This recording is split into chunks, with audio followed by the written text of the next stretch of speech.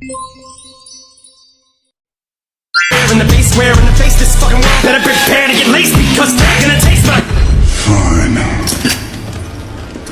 I'll do it myself.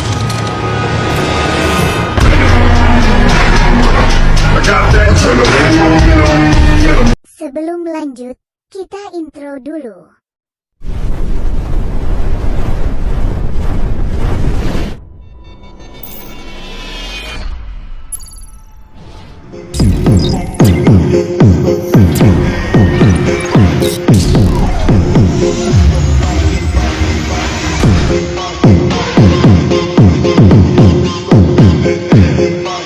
Oke, cukup. Sekarang lanjut.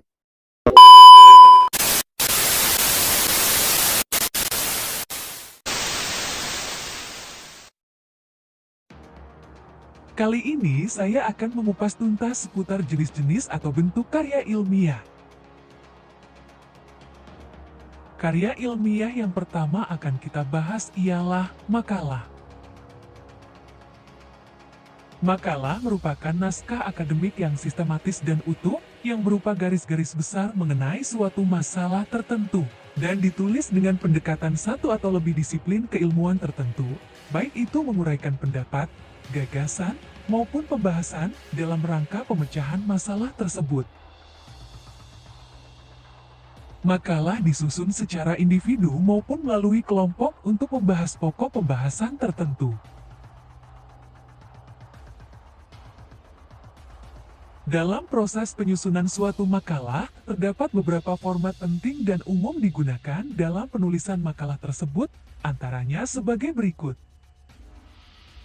Pada bagian awal, terdapat halaman sampul, yang terdiri dari judul, jenis karya tulis, tujuan penulisan, nama dan identitas penulis, lembaga, tahun, daftar isi, serta daftar tabel. Selanjutnya bagian inti, terdiri dari pendahuluan, latar belakang penulisan makalah, masalah atau topik bahasan tujuan penulisan makalah, teks utama, dan diakhiri penutup. Dan yang terakhir yaitu bagian akhir, terdiri dari daftar kepustakaan dan lampiran. Selanjutnya, dalam penulisan makalah terdapat jenis-jenis makalah, yaitu sebagai berikut. Yang pertama ialah makalah biasa. Makalah ini menunjukkan kemampuan seseorang terhadap permasalahan yang akan dibahas. Dan yang kedua ialah makalah posisi. Dalam makalah ini, penulis menunjukkan posisi teoritisnya dalam suatu kajian. Nah, itu tadi sedikit penjelasan mengenai makalah. Sekarang kita masuk pembahasan karya ilmiah yang kedua, yaitu karya ilmiah skripsi. Menurut Jarwanto, skripsi merupakan sebuah karya ilmiah yang disusun oleh seorang mahasiswa program sarjana dari hasil-hasil penelitiannya atas dasar analisis data primer atau analisis sekunder. Sedangkan menurut Kamus Besar Bahasa Indonesia, skripsi merupakan karangan ilmiah yang wajib ditulis oleh mahasiswa sebagai bagian dari persyaratan akhir pendidikan akademisnya. Jadi, dari dua pengertian tersebut dapat disimpulkan, skripsi adalah karya tulis ilmiah hasil penelitian mahasiswa sarjana setara 1 yang membahas hasil penelitiannya sesuai kaidah penulisan skripsi. Di dalam penulisan skripsi, terdapat beberapa karakteristiknya, yaitu sebagai berikut. Yang pertama, skripsi merupakan karya ilmiah, sehingga diperlukan metode ilmiah dalam penelitiannya. Yang kedua, laporan tertulis dari hasil penelitian mahasiswa terhadap salah satu aspek kehidupan masyarakat maupun makhluk hidup. Yang ketiga, hasil penelitian dikaji berdasarkan fenomena yang terdapat di masyarakat dan relevan dengan penelitian-penelitian yang dilaksanakan sebelumnya. Keempat, dalam bidang pendidikan, karya ilmiah ini ditujukan untuk eksplorasi dan pemecahan masalah pendidikan.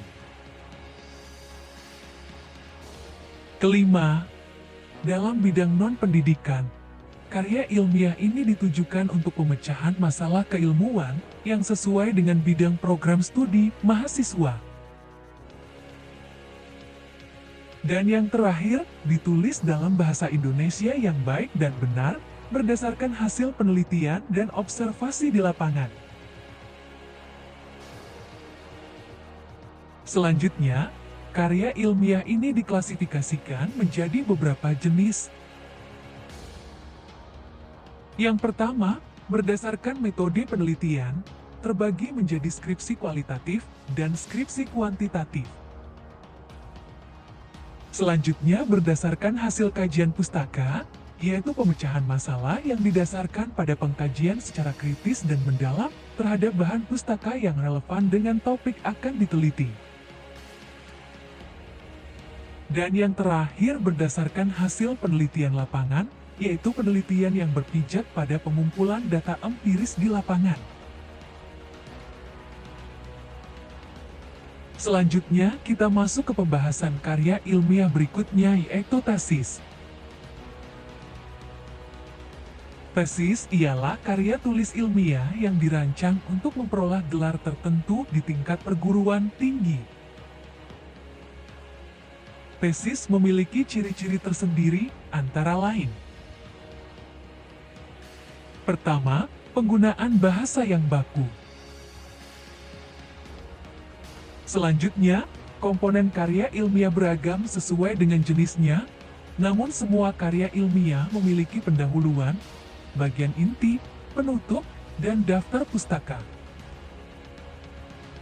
Yang ketiga, struktur sajian karya ilmiah sangat ketat, biasanya terdiri dari bagian awal atau pendahuluan, bagian inti atau pokok pembahasan, dan bagian penutup berisi kesimpulan. Dan terakhir, sikap penulis dalam karya ilmiah objektif, artinya karya tersebut disampaikan dengan gaya bahasa impersonal, dengan banyak menggunakan bentuk pasif, tanpa menggunakan kata ganti orang. Dalam karya ilmiah tesis, terdapat dua jenis yang berbeda, yaitu tesis kuantitatif dan tesis kualitatif. Sedangkan karakteristik tesis terbagi menjadi 4 macam, yaitu sebagai berikut.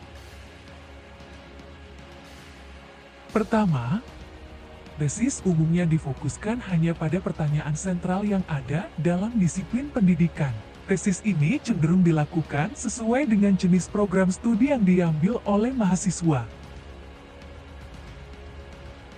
Selanjutnya, tesis umumnya dibangun berdasarkan tes empirik dari posisi teoritis tertentu. Yang ketiga, tesis ini selalu menggunakan data primer sebagai data utama dan ditambahkan dengan beberapa data sekunder sebagai data pendukung atau data perbandingan. Yang terakhir, tesis ini harus ditulis menggunakan kata-kata bahasa Indonesia yang baik dan benar. Jika program studi yang diambil adalah program studi bahasa asing, tesis juga harus ditulis menggunakan tata bahasa asing yang baik dan benar.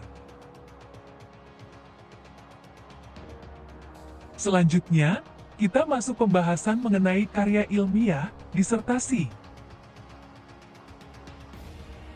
Disertasi adalah karya ilmiah mahasiswa untuk jenjang pendidikan S3 yang berupaya menciptakan suatu teori baru dengan menguji hipotesis yang disusun berdasarkan teori yang sudah ada. Disertasi juga memiliki karakteristik sebagai berikut. Pertama, disertasi berfokus pada salah satu disiplin ilmu sesuai dengan bidang yang sedang dipelajari. Selanjutnya, kajiannya berfokus pada penemuan atau juga teori baru di dalam disiplin ilmu yang dijalani secara mendalam. Yang ketiga, disertasi menggunakan data primer sebagai data utama dan ditunjang dengan data-data sekunder jika dibutuhkan.